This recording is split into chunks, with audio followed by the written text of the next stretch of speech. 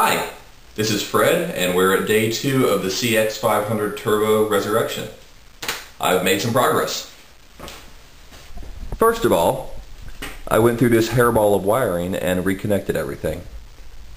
It wasn't hard to do, just hook the pink wire to the pink wire, hook the red wire to the red wire, etc. There's still one unconnected, so I gotta figure out where that goes. And I have got a battery on the bike. It's not the stock battery, and it doesn't really fit in the stock location, but I've got it hooked on for now. I got the missing ingredient, one important part that I forgot to pick up when I got the bike. Keys. With that, we can do this.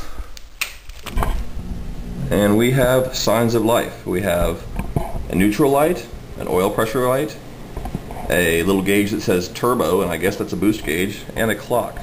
Don't appear to have a high beam indicator light. What I do have, if you watch the tachometer, when I hit the kill switch to turn the ignition on, watch that needle.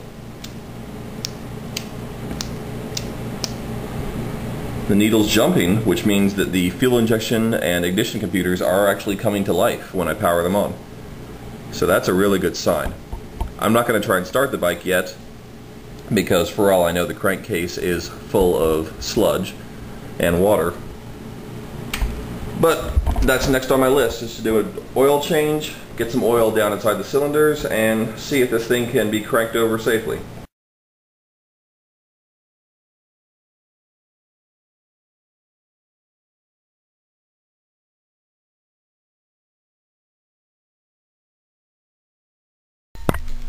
Oh, that's done.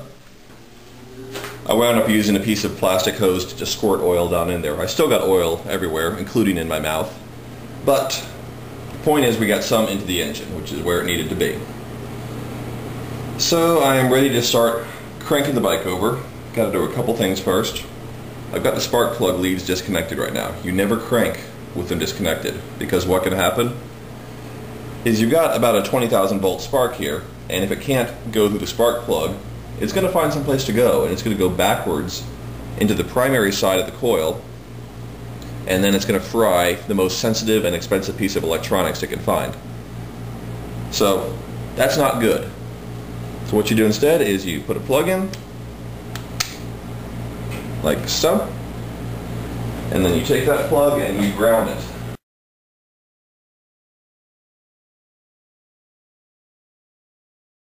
Ignition on, should have spark at both plugs. Alright, got spark at both plugs. It's a really weak looking spark though, so I'm going to see if I can fix that.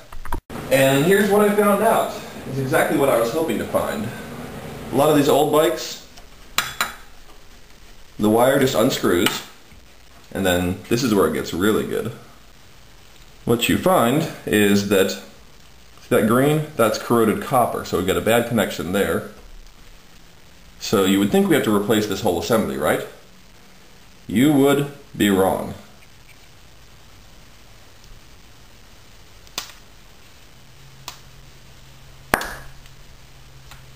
All we have here is a rubber boot, which is quite stuck. The rubber boot comes off. And then there's just a threaded spike in there. And so you just buy a new length of wire, and you shove it in, twist it on, and you're good. To change out the other end here, to change out the other end of this wire, that's even easier. Just slide it right off. Don't lose the pieces inside. You've got bare wire. And here we have 3 pieces. The outer shell, the rubber grommet, and a plastic cover for the grommet. That goes on top of the grommet and then into the shell. That way when you're tightening the shell down, you're not snagging on the rubber and tearing it. I also saw when I had this one apart, see how small that hole is on the end? The little green bit? This was never actually on the threaded spike inside the coil, it was just next to it. So that would have run horribly, probably for a long time. It may have been this way from the factory. And if so, the bike would have had problems for a long time and would have run, well, it probably would have run okay initially, but as the connections got dirtier over time, the spark out of this coil got weaker and weaker, and then it couldn't jump the gap anymore. And this right here may be the reason why the bike was laid up as not working. I hope so. So I am off to buy some new wire, and then I will see if I can make this thing spark a little better. I may even get it running today.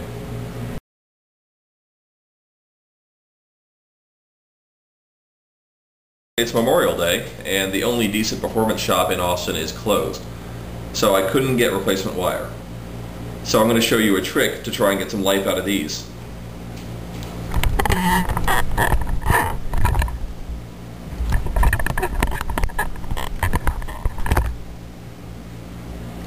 The problem with these is basically the last quarter inch on each end, which is where the corrosion has happened. So if you've got enough wire length to do it, simple solution is cut it back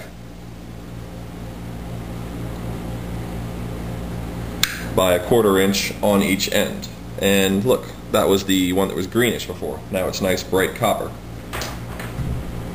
Same thing for the other set.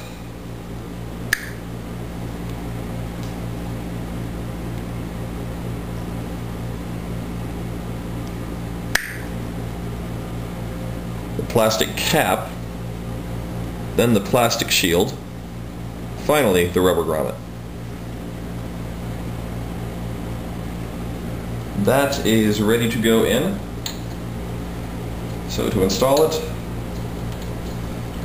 shove it into the coil, at the same time twisting to screw it into place. This will actually screw the wire onto the threaded post that's inside the coil. That's got that in there.